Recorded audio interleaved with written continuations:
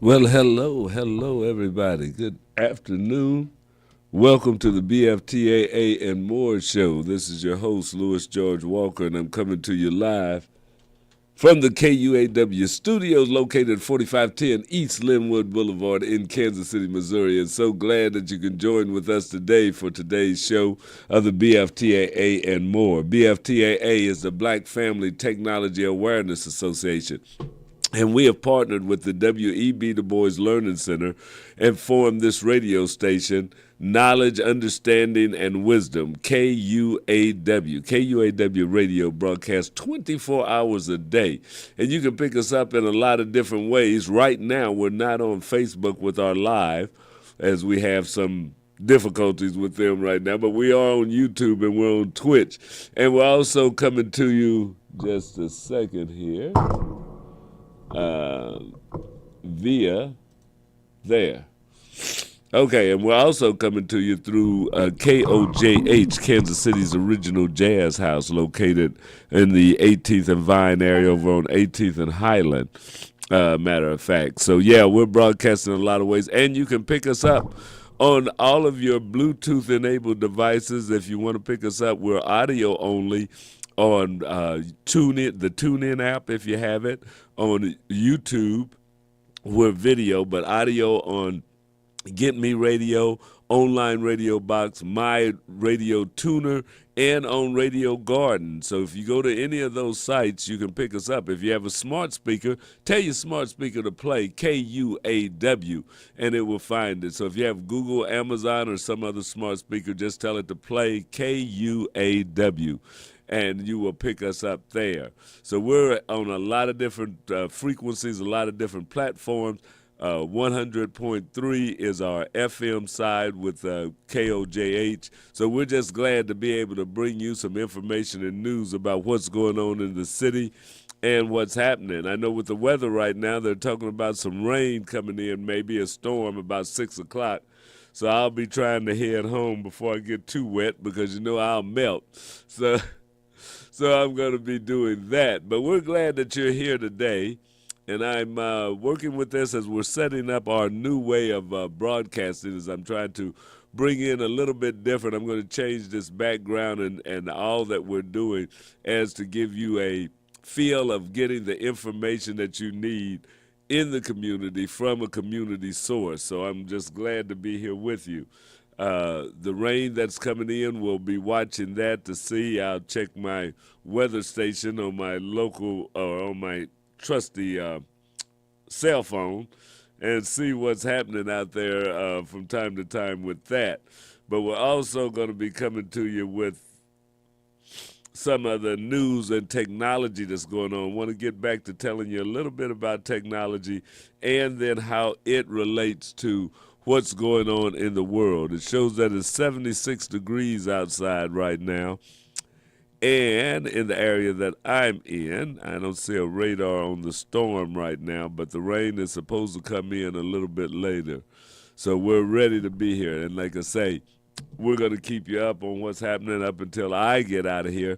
Then you'll be able to pick up our recorded announcements, but don't depend upon them to give you the latest with the weather and things that are going on, because our recorded announcements are really behind. They don't give you, we just got basically music that'll be playing then. But until we get to where we're bringing you some weather that's timely throughout the day, you just have to go to one of your weather stations or regular television and radio to pick this up. This is an internet radio station, and we're broadcasting all around the world. So right now, the weather, it's raining somewhere, but then the sun is shining somewhere else. So in all of our different places, we don't have a way of broadcasting that. So we're just telling you in Kansas City right now, we're expecting some rain to come in. But there are a lot of things going on in the news and in the world. There's a lot of things going on with technology, and we want to talk about some of that. Cybersecurity is a big thing, now that we're doing so many more things with technology, that we're finding that the security being in. You always hear about a hack or people's data being lost, being stolen, hospitals and stuff getting their computers locked down and they can't do anything. Even our city government at one time, a year or two ago, was locked down. You know, the counties and stuff that they get hacked into and held for ransom, and people or governments have to pay in order to get back in. They started that with just locking down people's computers at home and getting $200, $300, $400 from you to turn it back on. But now they've advanced to getting where they lock down the whole city infrastructure or a hospital or some kind of other important agency, and they're asking for thousands and hundreds of thousands of dollars, if not millions, to let people back in. So cybersecurity is a growing field. Is how do we keep these things safe? How do we keep our information secured? And also how do we keep it when things are working? Because there's a technology now, or not a new technology, but what they call it, the IoT. You might see a capital I, a small O, and a capital T. That's the Internet of Things. The Internet of Things consists of how different things are working over the internet. There's machine to machine learning or technology. There's human interaction. There's a lot of things that work on the Internet of Things, and that includes washing machines, dishwashers, dryers, your refrigerators. And when you get out into the real world, you're talking about traffic signals. You're talking about the, what do they call it, the storm sirens, the weather sirens that go off around. Highway signs, a lot of those now are connected through the internet. So when you get those warning signs as you're driving down the highway, that is an Internet of Things. You're getting stuff sent to that sign and telling you of the latest condition. There's an auto accident down the road and stuff. But all of that stuff has to be kept secure. And security is something that has been maybe a little slow for everybody to take up on, and then sometimes we don't all take it as seriously as we need to, because security sometimes can make things more cumbersome.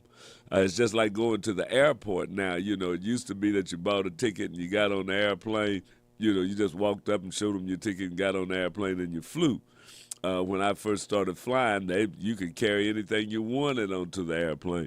Nobody checked anything. But that lack of security led to hijackings, planes being crashed, lives being lost, and all of that. Who knew the world would change? And the security had to be beefed up. Now, when you go to the airport, you got to do everything except get naked to get on the airplane. You got to take off your shoes, take everything out of your pockets, take off your belt and your watches and things like that, and they're checking you, and they got a wand, and they've got a X-ray type of machine that's picking up all the items on you. They're scanning your luggage as it goes by. But there's been less hijackings. Hijackings are something we don't hear of now. The security is beefed up. We've lost a little bit of that ease of getting on and off, but we do have the security, which saves us from having the unforeseen accidents, although they still have some lapses there, like the lady that got on the plane without a ticket or anything, which I really don't understand that. The Russian lady and flew over to France, and the only way she got caught is that the French people stopped her and were looking for, you know, where's your passport or something, you know, ticket you getting off of this plane, and yeah, she didn't have nothing. So she had flew all the way across the ocean, and you just think if she'd have been a terrorist or anything, she's gotten past a lot of people to get there. Now, that's not to say that she didn't go through the screening machines and all of that. She may have, but it's just interesting that sometimes you can have that. We have people that walked on the tarmac, got on the field, and were able to walk right up to planes and stuff. So security, even though it's tight, is not foolproof, because people are always looking for a way around or a way in. And one of the stories I was looking at that brought that to mind was in Government Technology magazine, and they were talking about cybersecurity. It was an article by Nikki Davidson that talked about crosswalks being hacked, you know, so that you see different signs of them. Nowadays, you're getting more and more of the electronically or digitally controlled crosswalks that talk to you, You push a button that says you can cross now, you can do this or that, and tells you how many seconds to get across the street. So, well, some of those, not all, but there's some of those that are digitally controlled. And people have been able to hack into them, especially on the West Coast. There was a couple of instances where they were able to hack into them and put out false messages. They put out fake messages that said they were from Mark Zuckerberg and from Elon Musk, talking to him over the line. This is Mark Zuckerberg when you walked up to the street light. They even had one that had the owner of, what is it, Jeff Bezos on there, and he was criticizing the tax policies and stuff. So people had gotten into these crosswalks and reprogrammed them, changed the voices, changed the messages that were going out on it.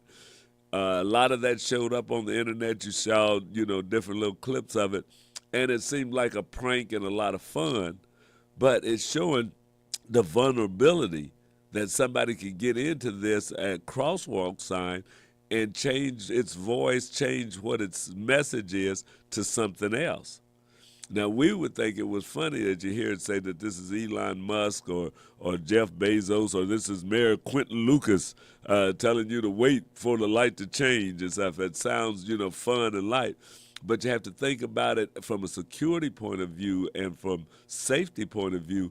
Say if there's people that are blind or using that voice command to know when to cross the street, and somebody hacks into it and tells them to cross the street when the light is green. When they should be stopping, they push the button that says you can cross now. And if they step out and get hit by a car, then everybody would wonder what happened. And that could be really dangerous. So those are things that, even though it may seem like a joke, it seems like something that we can show on the internet or TikTok or Facebook or something like that. It shows that there's a security breakdown. There is a breach that needs to be fixed.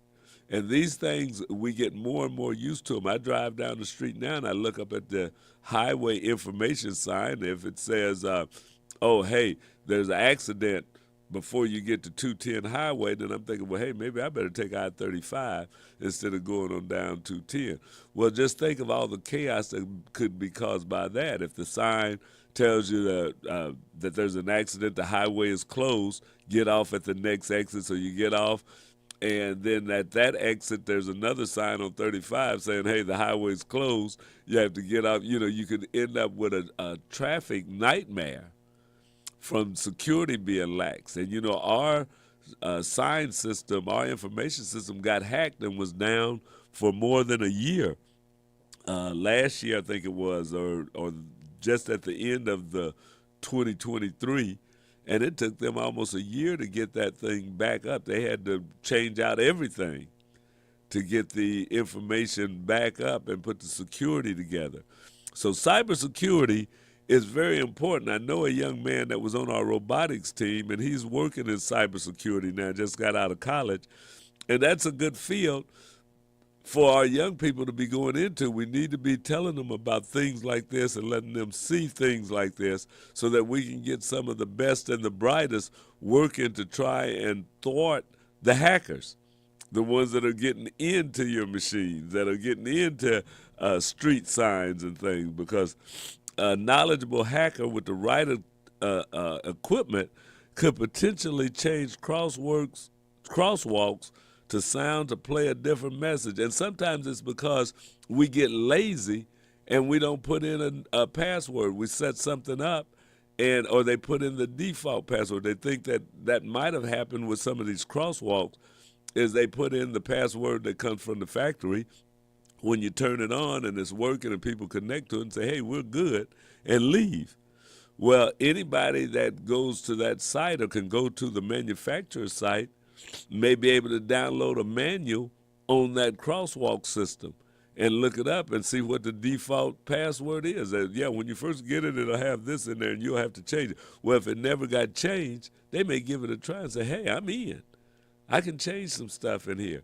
So sometimes it's a lack of awareness on the point of the operators that cause it. Sometimes you have hackers that just find a way around the best security, but a lot of times they have what they call social engineering, where people will contact you or send you an email and get people to give them information to get into the system. We'll give them their password or give them enough information that they can get into the system.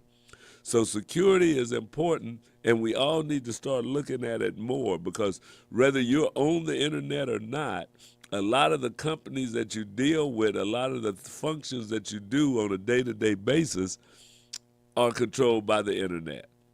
Unless you're living totally off the grid, if you move to you a farm somewhere and you raise your own cows and chickens and goats and you've got your own water supply and all of that, then you don't need a telephone, you don't need anybody and stuff, then what happens on the internet doesn't bother you. But for most of us, that if you're living in the modern world, you're connected to the internet. My wife and I have a Tesla vehicle. Well, one of the things about it is I've noticed is they can send you an update just like they do on your phones and stuff, and they're into your car. Well, what if somebody hacks into the Tesla system and tells the car to do something crazy? I mean, the auto driver and stuff like that, and the speed controls and all that can be monitored, but there's a computer in there. That if the right hackers get a hold of it, can they control your car?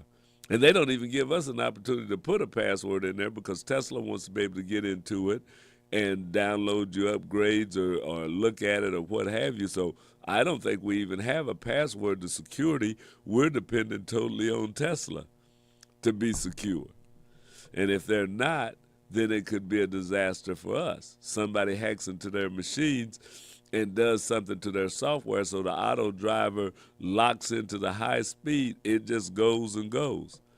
And now we're getting more and more autonomous driving cars, and the government is looking to even give us more.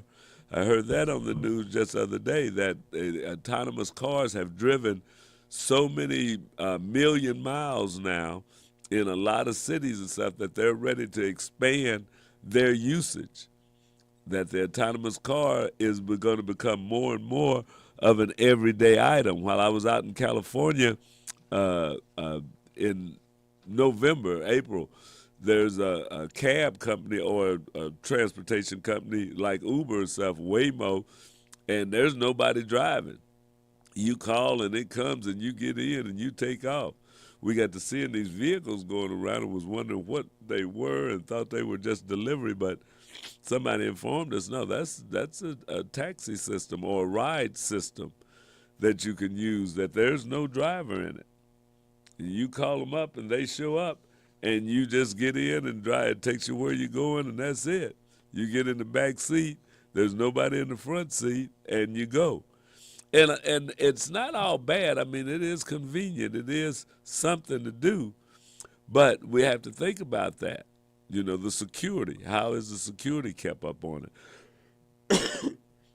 And you don't see, excuse me, a lot of people complaining, but as you talk about things that eliminate jobs, whereas they get more self-driving cars and self-driving taxis and stuff, what's that going to do to the Uber drivers? You know, what's that going to do to all the Lyft drivers? What's that going to be doing to the DoorDash people? It doesn't come to your door, but if they say for a lower price, we can send this automated car to your house. You just go out to the car and pick up your food. You know, yeah, you got to come outside, but, you know, you don't have to tip a driver. It's going to come. You pay one price and that's it. Right now, you know, they're wanting you to tip online, and if you don't do a good enough tip, which they see when you order, which to me is all backwards, because you're supposed to tip for good service. So if somebody comes and brings you good service, then you give them a tip or not. But now the way they've turned the game upside down is you put the tip for the driver on when you order the food. Now, if it gets to you cold, or if he's stopped real fast and it's slushed around and it's all in the bag, yeah, that's just too bad. You already tipped him. And if you don't tip him, then you're scared they're going to do something to your food. They're going to take a bite out of it. They're going to throw it down. They're going to do something because you didn't put a tip on there. But to me, I don't tip until I pay at a restaurant. I've already ate the food before I think about doing a tip. But, with this new world, it's changing a little bit. They want you to tip up front before you even know if the food's any good. Trust them, as they say. But that's the way the new world is going. So that's my bit on cybersecurity, and we're going to talk a little bit more about that at later dates, but we need to constantly be looking at how do we keep ourselves safe online. The next thing I want to bring to you is National Juneteenth Digital Opportunity Bible Study.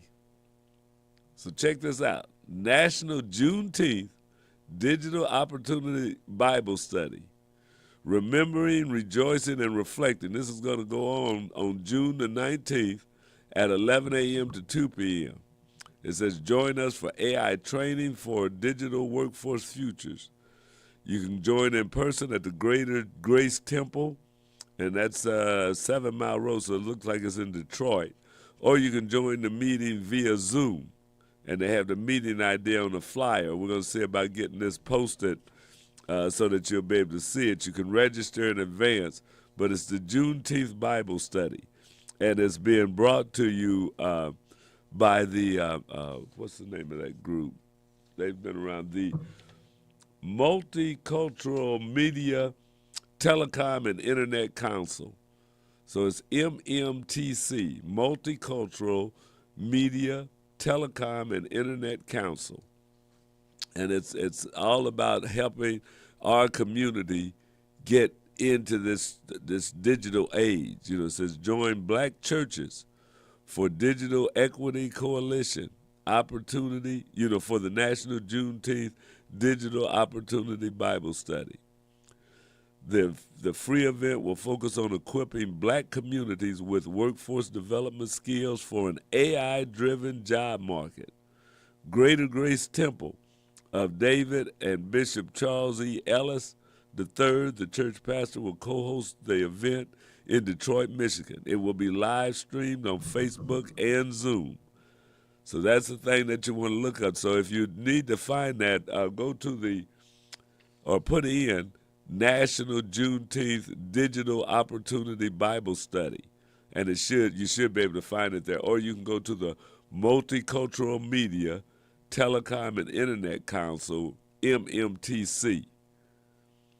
So put in MMTC, and if that comes up with Multicultural Media, Telecom, and Internet Council, you're on the right place, and they can get you there. So that council has been putting on things for a little while now, since in the 80s. So I'm doing a little more checking so that we can tune up. I want to get my church involved with them also. But it is a nonpartisan national nonprofit organization dedicated to promoting diversity, equal opportunity, and social justice in the tech, media, and telecommunications industries.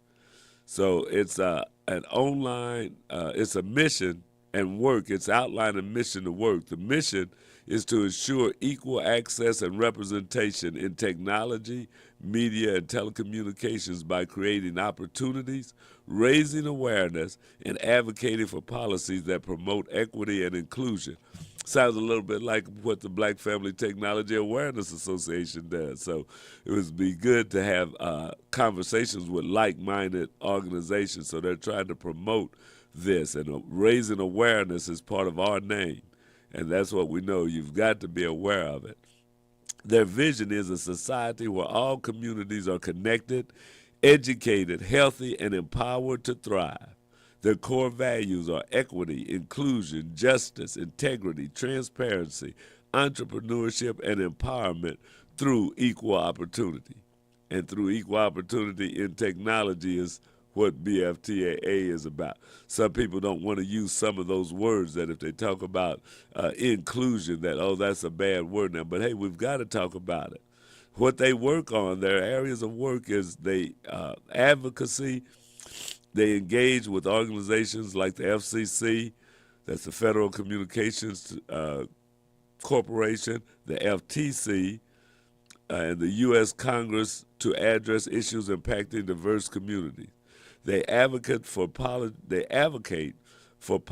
that close the digital divide and provide diversity in media and telecom ownership.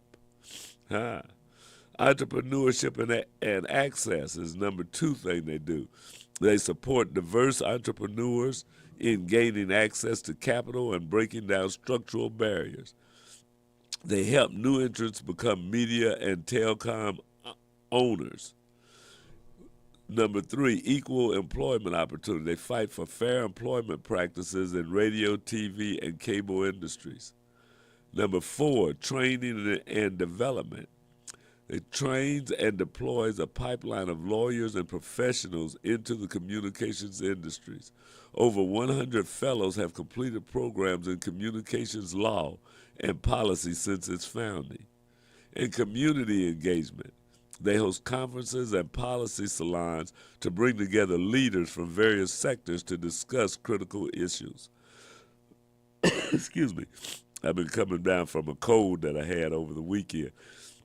The MMTC has been the driving force in advocating for diversity and inclusion since its establishment in 1986. It continues to play a pivotal role in shaping policies that impact underrepresented communities. So that's a good thing about them. The Multicultural Media Telecommunication, Telecom, and Internet Council. And they're having for June 19th, Juneteenth, a digital opportunity Bible study. Remembering, rejoicing, and reflecting. It's going to go on from 11 until 2 on June the 19th. It's free, open to the public. It's going to be on Facebook and on Zoom. So we're glad to hear that. Excuse me for just a second. I'm going to have to see if I can get off video for a minute. There we go.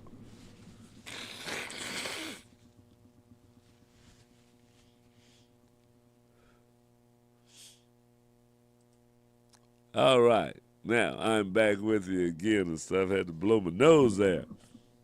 Now, one of the things we have to look at, too, in technology as we're going forward is last week was Earth Day went on last week, and National Earth Day, and then some programs are still going on now where they're working with different projects for Earth Day.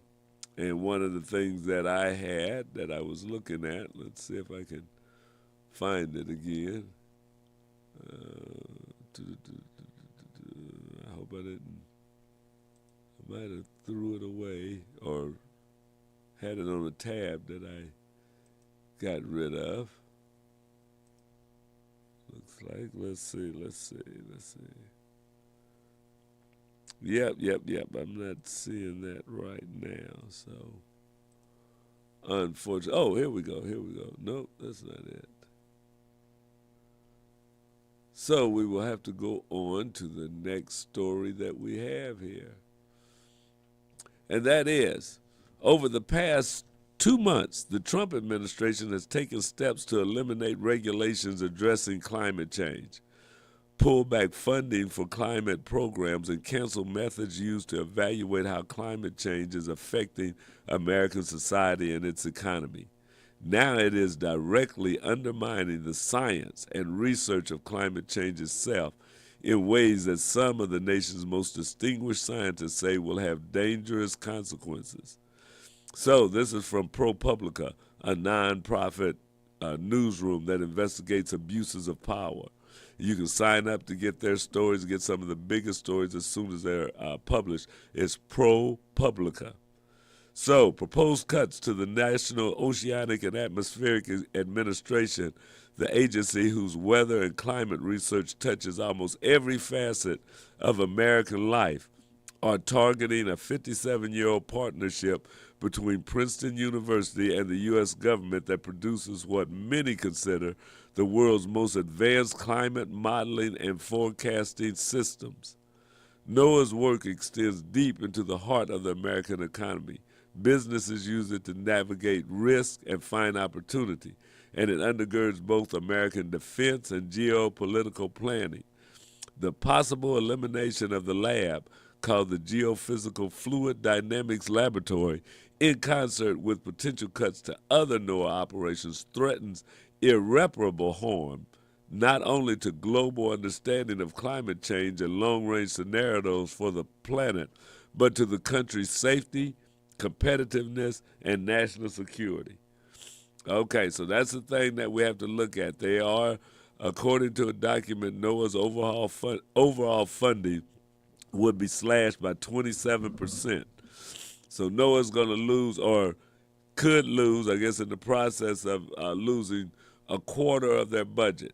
Now, as the Department of Government Efficiency, DOGE, as they have on there, or however they want to pronounce it, but it's DOGE.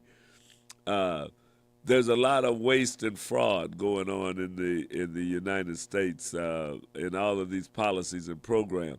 Now, waste I can see. Fraud, I'm not sure there's a lot of that. They haven't found much, if any, fraud, especially of any magnitude in the budgets. But in all organizations, there's a time when you have to retrench. I worked for AT&T for years, and there was a time when they eliminated a bunch of mid-level managers and kind of flattened down the organization so that they could quickly respond to different things and didn't have as many layers to go through.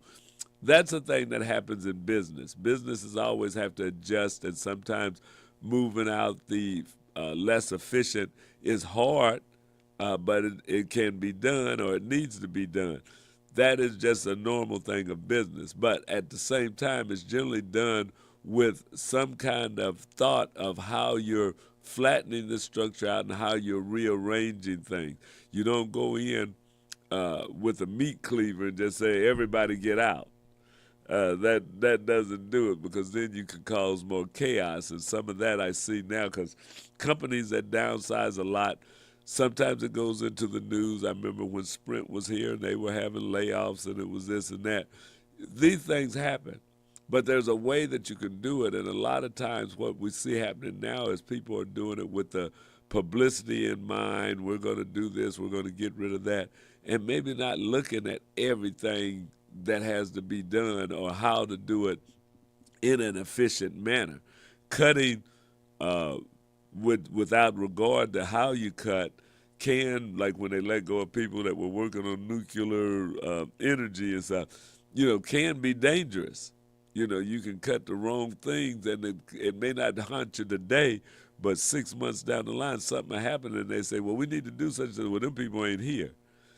So we need to think about it and do it smartly. But with some political people and some people in government believe that there is no climate change, and some believe there is climate change. So we have a difference of opinion, and some want to spend a lot of money to work on it. Some think that it's a waste of money. But I think we have to look at it and really be sure of what we're doing. I think there's something happening with the climate. I could be wrong, but I mean, when you have all of a sudden ships can go, they're talking pretty soon to go across the North Pole because the ice is melting, and it's going to open up a new sea channel to Russia over the North Pole. That tells me something is changing. The world is not the same as it used to be, where ice was always there that you could cross it on foot, but you surely couldn't take a boat across it, and those channels are starting to open up. Sea level rise has been happening because of the ice melting. So there's something going on, and whether it's man-made, whether it's natural, I think you can't stick your head in the sand and say it's not happening. It is happening. Now, the exact causes we don't know, but that's what science is for, to start looking at problems and to try and see if we can figure out what's going on. So that's something that you need to keep your eye on, and as these cuts go on, we need to be looking and definitely holding the government accountable for all of those type of things that happen. So that's something that's happening that we need to be aware of, is that we're cutting out NOAA, the National Oceanic and Atmospheric Administration.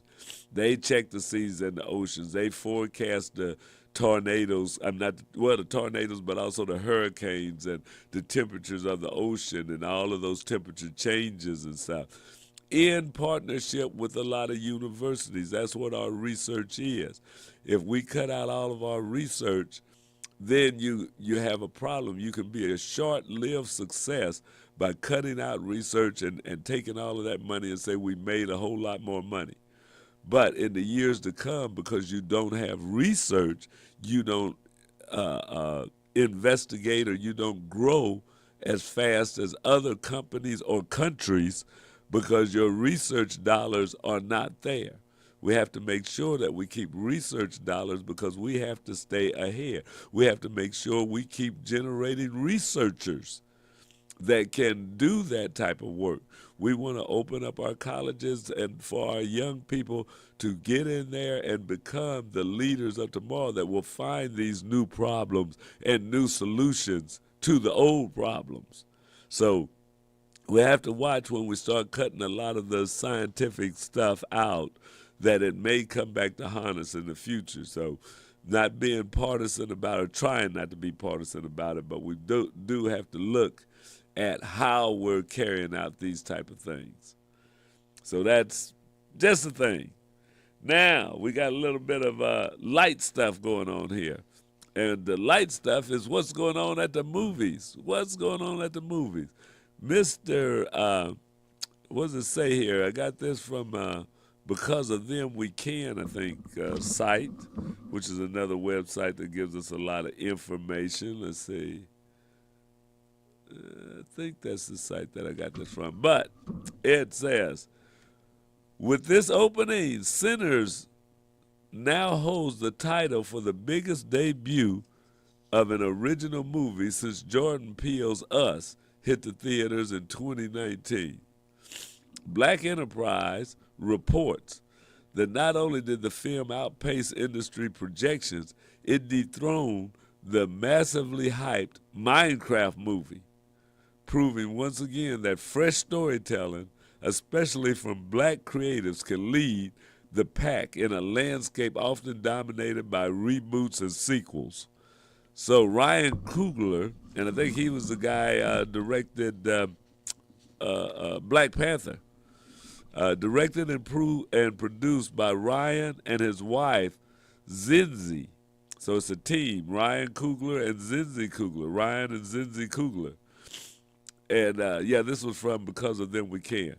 The film stars Michael B. Jordan in a mesmerizing dual role. He plays two people as twin brothers returning to their hometown of Mississippi. Inspired by Coogler's family relationship with his uncle and his deep love of the blues music, Sinners is more than a horror film. It explores historical themes of race, identity, politics, and religion, all set in the Jim Crow South. Supporting Jordan is a worthy is a otherworldly cast of that over delivers, featuring Delroy Lindo, who was famous in Crooklyn, Wumi Mosaku from Lovecraft Country, Omar Benson Miller from Ballers, Jamie Lawson from The Woman King, and a breakout star, Miles Catton, who shines as a young preacher boy, Sammy. So this is a new movie that's out. I've got to go see it. We went and saw a different movie last week, or week before last when Sinners was opening. I think I went fishing then.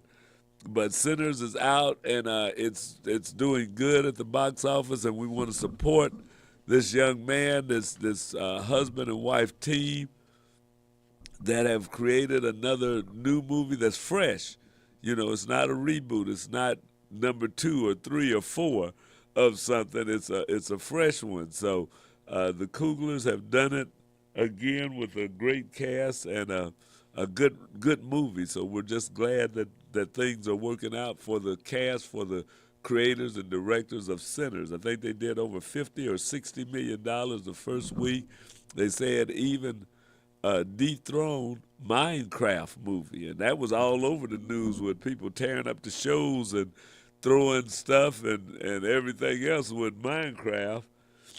And now Sinners has even beat that out. So that's good news. Good news. If you get a chance, you might want to go check out. Now it is a horror flick. They've got vampires and stuff in it. So if you're like my wife, Mildred, she's kind of torn in between. She doesn't like horror, but she wants to support this movie, and it's getting so much hype. So we'll see if she's gonna tough it out and go see this movie. But that's another good thing.